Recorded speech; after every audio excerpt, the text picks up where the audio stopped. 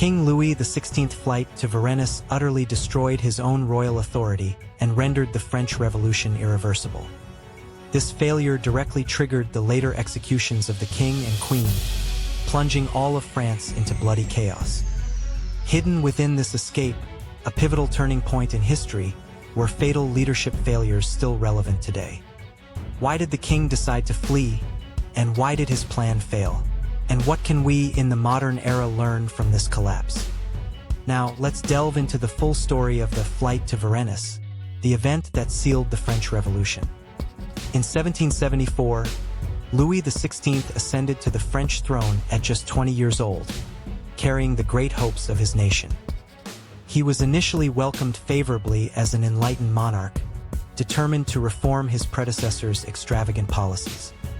Indeed, he initiated financial and judicial reforms, striving to ease the burden on the populace, attempting to embody an ideal monarch. However, the immense cost of intervening in the American War of Independence and the resulting financial crisis destabilized his reign. Repeated tax increases and widespread hunger fueled public discontent, ultimately forcing him to convene the Estates General in 1789. And as symbolized by the storming of the Bastille, the flames of revolution swiftly engulfed all of France. Nevertheless, Louis XVI initially appeared willing to ride the wave of revolution and accept a transition to constitutional monarchy. Even after being moved to the Tuileries Palace in Paris, he formally pursued a path of cooperation with the National Assembly. During this period, some revolutionaries even considered retaining Louis XVI as a constitutional monarch to bring stability to France. However, the king and queen, particularly Marie Antoinette, harbored deep distrust toward the revolution itself. For them, life in Paris was a form of house arrest, and the revolutionary government's limitations on royal power were unacceptable.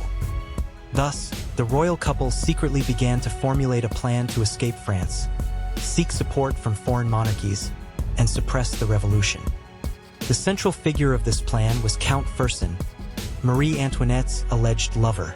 He meticulously prepared the escape.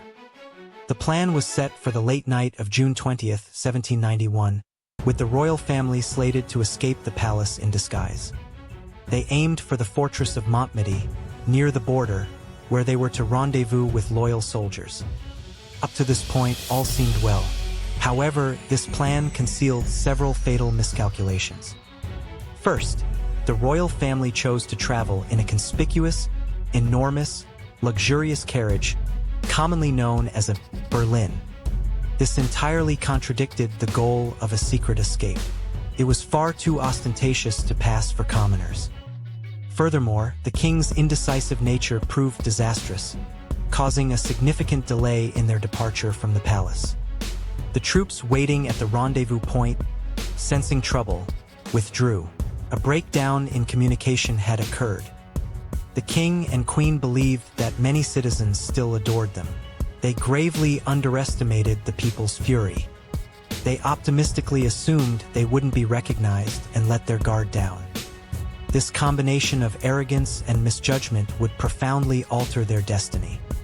But here, a trap nobody foresaw lay open. The carriage slowly proceeded east. In the small village of St. Menehould, a specific event would corner the king. The local postmaster, Jean-Baptiste Drouet, was struck by the face of a man peeking from the carriage. That face was identical to the portrait of the king depicted on the assignat banknotes he regularly handled. Drouet intuitively recognized that this man was the fleeing king. He immediately sprang into action. Drouet pursued the carriage, overtaking it to reach the next village, Varennes and Arrogance, ahead of time. He informed the villagers of the king's escape, rallied support, and had barricades erected. Late at night, the exhausted royal family's carriage arrived in Varennes. They faced an unforeseen obstacle. Drouet and the villagers surrounded the carriage, questioning the king's identity.